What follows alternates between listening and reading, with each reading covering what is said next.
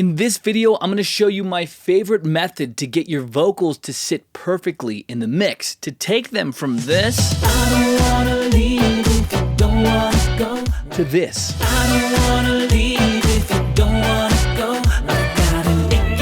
Mixing vocals can be tough. For me, it was the hardest part of production for me to learn. There's so many nuances with the human voice that make any problem stick out like a sore thumb. And if you've been playing a game of audio seesaw with your vocal faders, stuck between the land of way too loud vocals and way too quiet vocals, then this technique will help you out. Let me show it to you. First things first, let's put some processing on these vocals so we can begin to mix them properly. Now, this video really isn't about processing, but I just made a video detailing this exact professional vocal chain that I use for this track. You can watch that video right up here. And if you don't have any of these expensive plugins, you can check out 10 free stock vocal chains that I'll link to in the description below. Go download them. So the first thing I want to bring up if you're trying to get your vocals to sit in the mix is the importance of the beat and the arrangement itself. If your beat has way too many conflicting frequencies, especially in the upper mids, you're going to have a hard time hearing your vocals no matter how much mixing you try to do. The best songs try to carve a pocket for the vocals just like they would any other instrument. And if you're thinking about your vocals like that from the start, you're going to get much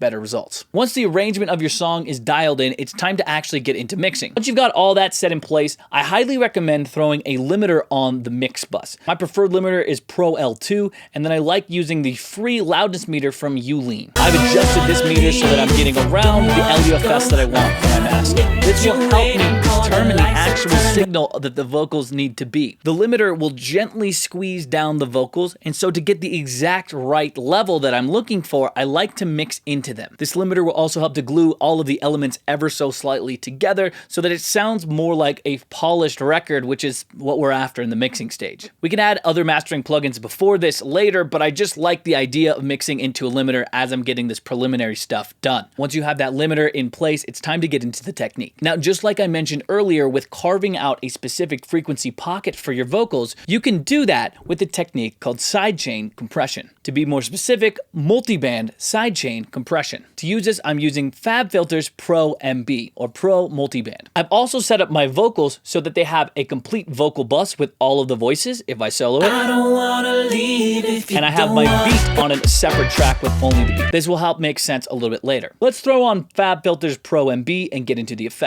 Now, a lot of those conflicting frequencies I was talking about happen in the upper mid range. 1000 hertz to around 5000 hertz is very mid-range, upper mid-range focus and is a very sensitive spot for our ears. If there's too many conflicting frequencies in the beat itself, our vocal will have a harder time sticking out. Now, to mitigate that, we can click on here, we can add a sidechain of our vocal bus here, or in this case, I'm just going to use our main Vox, which is called main Vox. We'll click sidechain, audio, and main Vox. What I've now done is told Logic anytime that this vocal plays to use this information for this plugin. To make sure our FabFilter multiband compressor is set to that, we'll click on this band here, click on expert, and then click on external as our source. This means anytime we sing our lyrics, you can see that this gets affected here. We're effectively turning down the signal only in this frequency range to make our vocals stick out more. This creates a natural sort of pocket. And what's even cooler is we can adjust the compression settings as we need. Let's turn on everything so that we mix with all of the elements at once,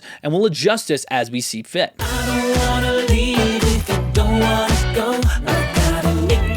Adjust the threshold down to make this a little bit harder. I'll make the release a little bit longer so that it's a little bit more effective. Hear that reverb of the vocals a little bit better with that.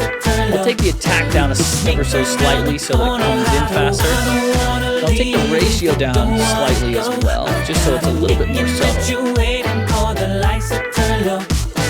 I'll change this range so that the maximum it can go is around 3 decibels. Let's move this down a little bit. We'll go from 1,100 to about 5,000 and just see the difference it makes. If we A/B this part here, you'll find that the vocals are already sitting better in the mix. And you can adjust this as need be. You can even make multiple bands with different compression settings as you see fit. Alternatively, we can go into our main vocal bus that we have on our track here, and we can do the opposite effect. We can go into FabFilter Pro MB and boost those frequencies that we just got rid of in the other one. Just an ever so slight boost. This is kind of all of the vocals at once, so we don't want to change the sound too much, but we do want to increase the signal ever so slightly. You can even include a very shallow compression just so that it really fits into the mix. Check. This is all about frequencies and balancing them, giving the different instruments of our track pockets so that they can all be heard and all mesh together well. Take a listen to both of these effects turn on and off. Off. I don't wanna leave if you don't wanna go. I gotta make it that you wait and call the lights to turn low. We can sneak around. Notice how subtle that difference is, but notice how much better the vocals are sitting on top of the mix. Notice how much more clearly you can hear the vocals after the plugins have been applied. This to me is my favorite way of getting vocals to sit in the mix every time. I'd highly encourage you to go try this out for yourself and see what difference it makes in your own mixes. And if you like learning about mixing vocals, go check out that video I made that details the exact processing chain I use to get these vocals to sound like they do, right up here.